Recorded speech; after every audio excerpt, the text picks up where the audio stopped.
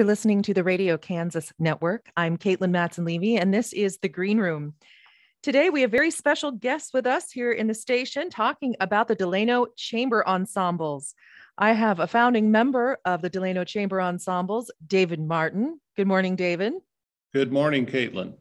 I also have Wesley DeSpain, who is a musician, conductor, and currently conducts the chamber orchestra as well as the youth orchestras. Hello, Wes. Hello, good morning.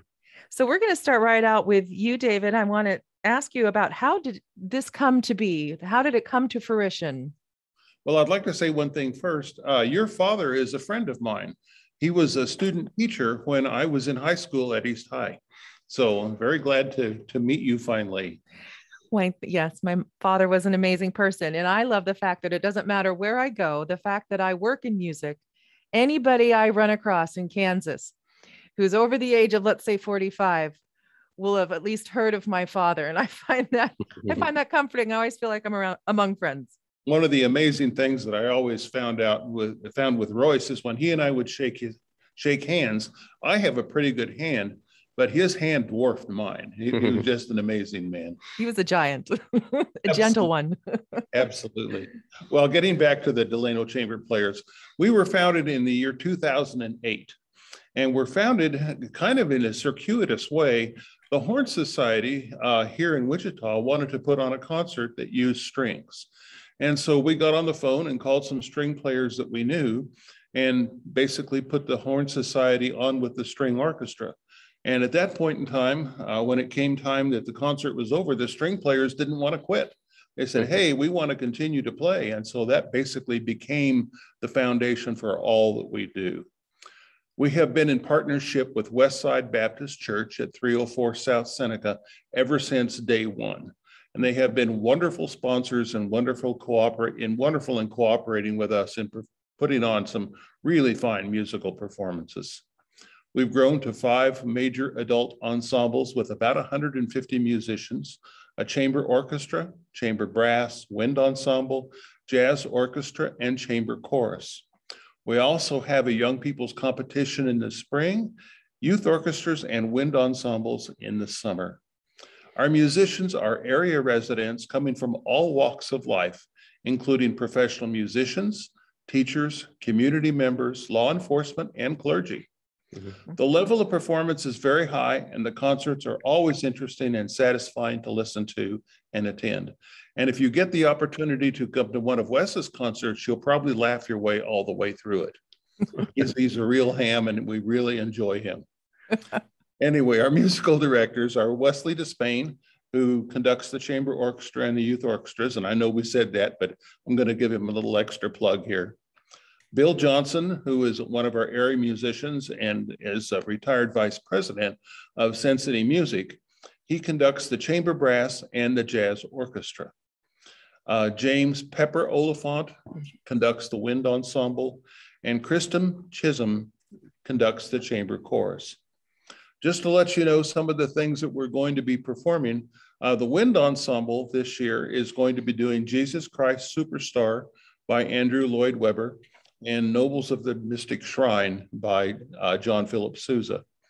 Our brass ensemble is going to be featuring the Vienna Philharmonic Fanfare by Richard Strauss.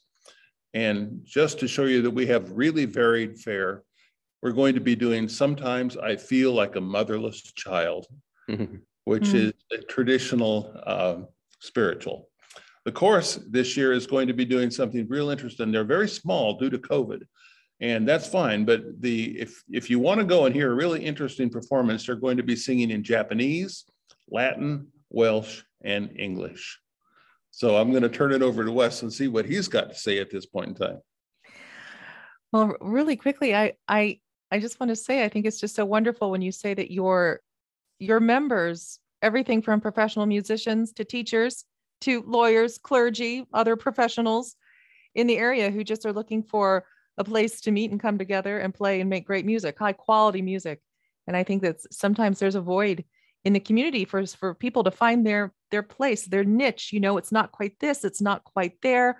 This is exactly where it is, where we can be together and really create something to be proud of. I think one of the things where we really excel is with taking music teachers and giving them an opportunity to perform. That's always been one of our foremost interests, is to give essentially fine musicians an opportunity to play that they otherwise would not have. So, and I think it's particularly important for their students to see them in a performance media. Well, we have a lot more to talk about. I have questions for Wes, but first I want to just have a little sneak peek of what's to come on one of your upcoming concerts, the Scherzo from Midsummer Night's Dream by Mendelssohn. We have that right now. This is the Academy of St. Martin in the Fields, and we'll be back to talk with the Delano Chamber Players. I'm Katelyn Mattson-Levy, and this is the Green Room. We are talking with members of the Delano Chamber Ensembles, David Martin, one of the founding members, and Wesley DeSpain, who currently conducts the chamber orchestra as well as the youth orchestras. And I'm going to talk a little bit to you, Wes, about the opportunities that you have for youth in the Wichita area. Tell us a bit about your youth orchestras. Okay, thanks, Katelyn. We got started in this by offering something in the summertime. We noticed that there were some camps, some one-week experiences that students could get for orchestra, but there was nothing really that kept them playing throughout the summer. So in 2013, I think, or 14, we started a summer program on Monday nights for students. And now we started with 2 orchestras, and now we're up to 3 orchestras each summer. So obviously I can't do all that by myself. So I have some great help from public school teachers in the Wichita area. And a lot of these students are in the Wichita Youth Orchestra program during the fall and spring, but they're off during the summer. So we just have to get their fix somehow. They need a summer. That's right. We want to keep them playing through the summer. That's right. Well, you have so many different ensembles, and I think that's just fantastic. When you started out, did you have both the chamber orchestra and the jazz ensemble, or was it just like gradually, bit by bit, it grew to what it is now? Well, I guess it's best if I answer that. We have added each ensemble separately, and at the time that it seemed was appropriate as far as our development was concerned. We've had on a couple of occasions ensembles that have approached us and asked if they could fall under the Delano banner. So it's worked out very well.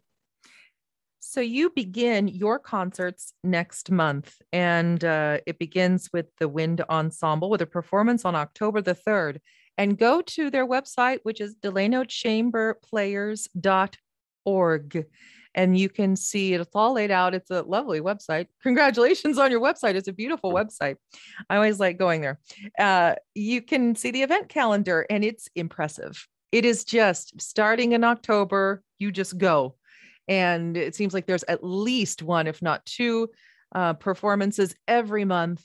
And it just never stops. It's just music, as much music as you could possibly handle. And where are all of these concerts performed? They're all at 304 South Seneca, which is Westside Baptist Church, who has been in partnership with us essentially since day one. Now, there are an occasional run-out concert to surrounding communities, and we do have a concert at Botanica that's scheduled this year on Memorial Day at 2:00 p.m. Back to U.S. conducting the chamber orchestra, saying, you say that it's a lot of it is filled with teachers who just need an opportunity to perform. Teachers, their schedules are so busy, that doesn't necessarily allow for them to play in any other organization, any other group. And the quality is high. It's a high quality musical ensemble. Is it just incredibly delightful for you to think ahead to a season, to start programming music? I mean, it must feel like such like a kid in a candy store almost to have such wonderful musicians show up because they love music and they just really need to play. Right. It is a fun group to conduct, and there's so much repertoire that it's really difficult to make a choice of what are we going to do, because we have only limited opportunities throughout the year. And one really exciting thing for me too is I have some of my former Derby High School students that are now members of this orchestra or students that I met in the youth orchestra program. And now they're finished with college and they're into their careers and they're coming back to keep playing their instruments. And that's especially gratifying.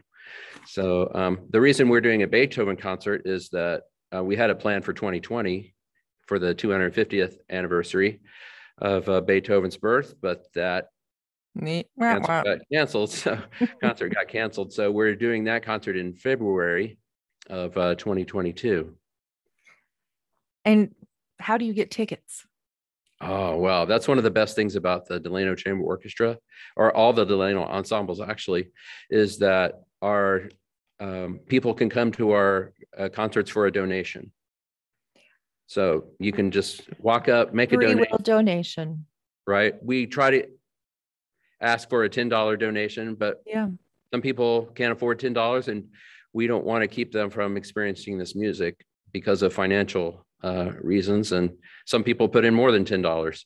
So we've wonderful been able to survive on that and thrive too. Well, that's just great. We have one more. Speaking of Beethoven, we're going to hear part of the finale of Beethoven's Emperor Concerto, which is on your program for this coming season. And who is your piano soloist? Our piano soloist is Dr. James Knight at Friends University. We're going to hear just a few minutes of Glenn Gould playing Beethoven's Emperor Concerto, and we'll be back. That is Glenn Gould playing the finale of Beethoven's Emperor Piano Concerto. The Emperor Concerto is featured on one of the Delano Chamber Ensembles concerts this season and featuring James Knight. Now, James Knight is a very popular name in the Wichita area, professor of music at Friends University, and a faithful servant of music. I was talking with Wesley DeSpain and David Martin during that music break, and they let me know that this is an all-volunteer organization. Not a single person gets paid. It's a labor of love. And it really is, when you talk about these people who come together to make this happen, you're true public servants. And I just think it's pretty phenomenal, offering this opportunity to the community. So Delano Chamber players, if you would like to learn about their season, you go to their website, which is delanochamberplayers.org. So let's talk a bit about making music in the time of COVID. You continued to do it. Tell us a bit about your experience over the past year and a half. Well, of course, it's been varied. My concern has always been, what can we do that's consistent with the guidelines that have come out primarily from our health department? And I think we've done a good job of stepping up to the plate as far as that's concerned. And of course, now that people have had an opportunity to have vaccinations, then we're going to reduce, essentially, to have no restrictions as far as our concerts are concerned. People can come and do whatever they want. Literally. In some cases, yes. Concerts are all at the Westside Baptist Church, a large sanctuary. People can distance and space out. You can make it a safe experience for everybody involved. But that is correct.